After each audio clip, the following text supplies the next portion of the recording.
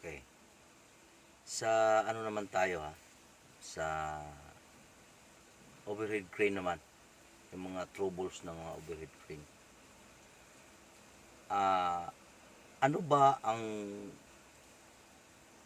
nagiging dahilan, nagiging sanhi, bakit nasusunog yung motor ng hoist?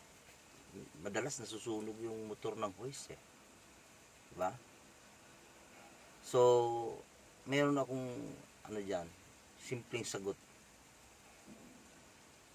Kapag kaganyan ang nangyayari, susunog. Ang unang susuriin mo dyan, yung kuryente niya, supply ng kuryente sa magnetic contactor.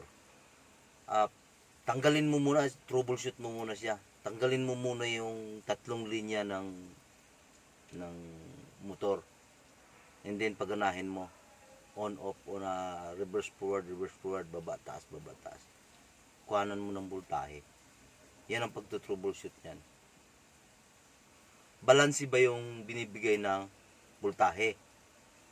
Sa up, balanse ba? Sa down, balanse ba? Ngayon, kung balanse, pag may load kaya, balik mo yung load. And then, tinindot mo siya. Up, down.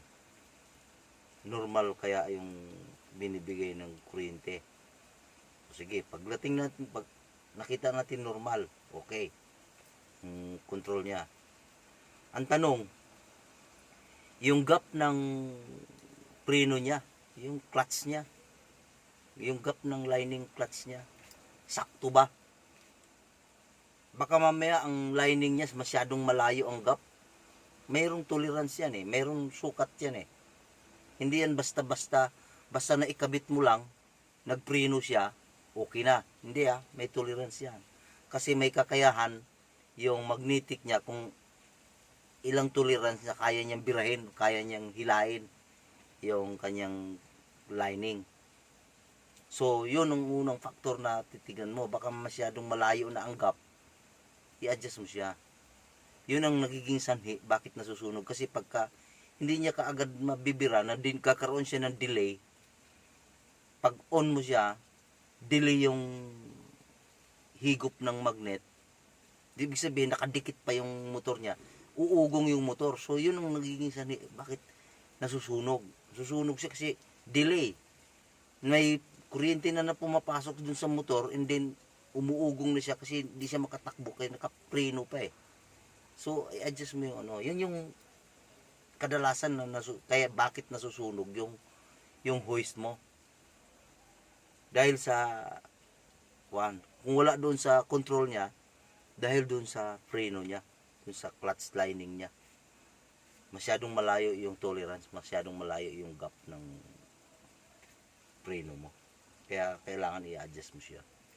Kasi merong sukat ng kanya-kanyang sukat yan, iba-iba. Depende sa hoist yan. Iba ang sukat ng Japan, iba ang sukat ng China, iba ang sukat ng Korean, iba ang sukat ng mga dimag, ganyan. Iba ang sukat ng mga cone. Iba sukat yan. Kaya dapat makuha mo yung saktong tolerance. Kung hindi mo kabisado, palagay mo hindi mo kabisado, unti-untiin mo siya. Huwag mo siyang biglain.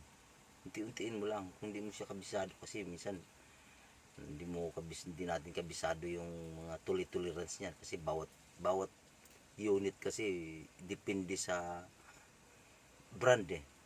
May mga kanya-kanyang tolerance niya sinusunod yan eh.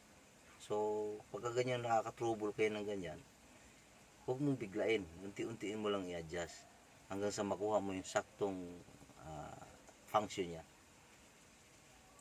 And then yung sunod, ano naman natin yung sa control naman, kung paano tayo magto-troubleshoot sa control ng overhead crane.